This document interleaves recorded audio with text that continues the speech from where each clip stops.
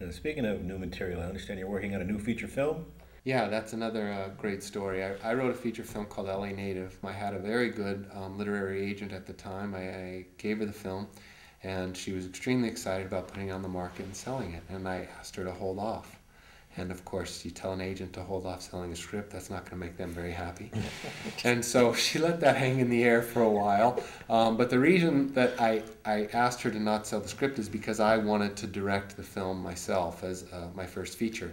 I had directed about 50 television commercials, but never anything of length and never anything in the film genre. So, of course, she didn't think that we could get it made. Anyway, not very long after that, I directed my first feature documentary film. And I say feature documentary because it was full length, an hour and 45 minutes, and character driven, much like a dramatic film. And the film did very well. And then I followed it up with a second film and directed that. And all this time, I have LA Native just sitting on my shelf, thinking that's what I want to be my first dramatic feature. And the lead role, again, just like Cab, is so challenging. And the story relies entirely on that lead role because it's that character's story, of course. And I hadn't met an actor that I thought could play it. Of course, if I had A-list talent, there's three or four. When I saw Terrence Howard do Hustle and Flow, yeah, I said, he's the guy for this movie. And I got him the script, supposedly, through a friend. I never, we don't know if he read it or not. And then time went on and opened the theater and been working on really theater for the last 2 years now. LA Native on my shelf. Kai comes into my life and he's perfect for the role.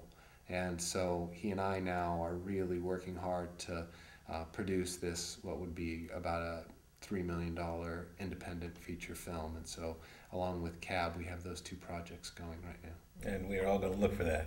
I read the script, well, several times now. He gave me the script. We were running a play, and he would tell me about it, and I'd be like, I don't know, I can't. I got to focus on this Cab. I can't think. I'm still working on this one line in Cab. I can't read the script. And he's like, okay. And I'd be like, I want to read it. He's like, no, you got to finish the play now. So we wrapped the play, and he's like, all right, here you go, read it. And I read it, a few more times, and I called him, and it's as good as he says it is. Without giving anything away, because I can't, but it really is.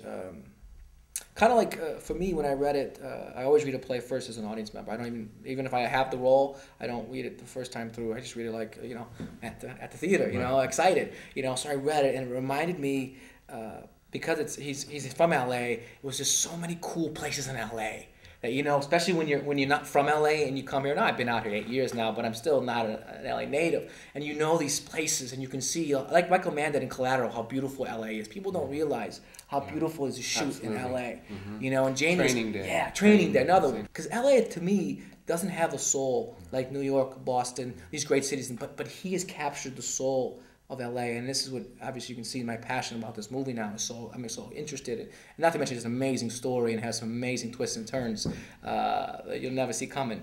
But that's really the canvas for the story. It's yeah. One of the reasons I wanted to tell the story is because growing up here, perception is an interesting thing, and my perception of LA has always been much different than those who I've spoken to who have come here from outside, and it is a soulless city in many ways, but also it does have a soul. It's just that it's under the surface. Its soul lives in each little enclave of all of the different ethnicities that have come here and settled in the last 80 or 90 years, and they're here.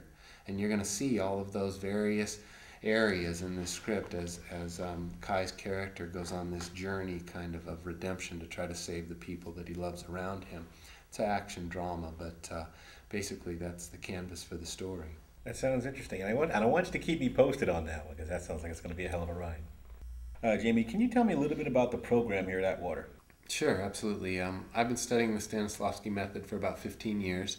I was taught by three separate directors or teachers, as you want to call them, different parts of the city. One director from the Moscow Arts Theater came over, and I met him through UCLA, where I went to film school, and started studying the method about 15 years ago. I use it as an approach to acting, also to directing, and that's really what it is. It's called the method for a reason. It's a method or a system that actors can use to give themselves a repeatable way of getting to a character. You know, Konstantin Stanislavski was an actor himself. He was in a small theater much like this in Russia, and he was amazed by the fact that he could go into that theater with the same actors around him, even in the same role on one night, and have it be absolutely the most magical experience he's ever had, come back the next night, fall flat on his face, and have absolutely nothing happen.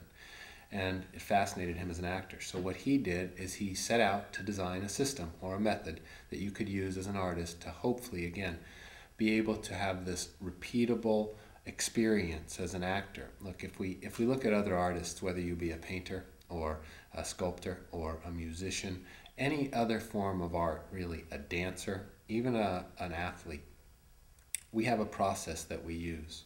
If you were going to play the violin and you went down to the pawn shop and bought a violin and then ran down to the LA Philharmonic and said, I want to audition, people think you're out of your mind, right? Nobody would do it.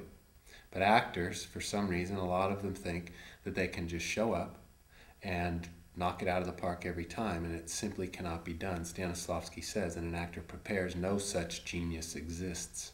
You need to have some kind of process. So that's what we do here. We teach actors a way that they can approach their work and approach their work as an artist for the rest of their life and continually push themselves, and whether it be in the theater or in front of the camera, or even if you're a singer and a dancer, it allows you to work from the inside out. So that's what we do here.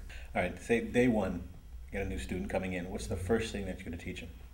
Really, the first and the most important thing is this thing we call communion, this thing that you and I are doing right now, that Kai and I had from the first moment that we met.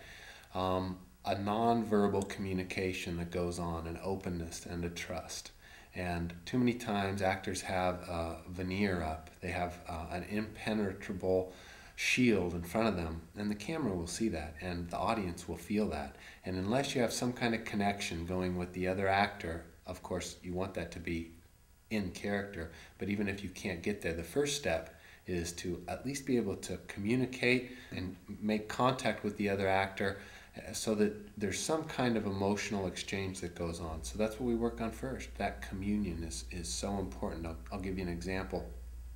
If I were to ask you to sit on a patio somewhere with the person that you love the most, whether it be a girlfriend or maybe your mother or a sister or a brother, somebody that you are extremely close to, and I sat the two of you down and I asked you to just observe everything that was going on around you and not speak, not let the two of you speak together. And as you watched the various people come and go, and you watched the various people interact and maybe have an argument or maybe be laughing or maybe share a joke, I'll bet you that you could sit there with that person and exchange a knowing glance, and without saying one thing, you know exactly what that person's thinking, you know what they're feeling, you don't need to say anything. That's communion.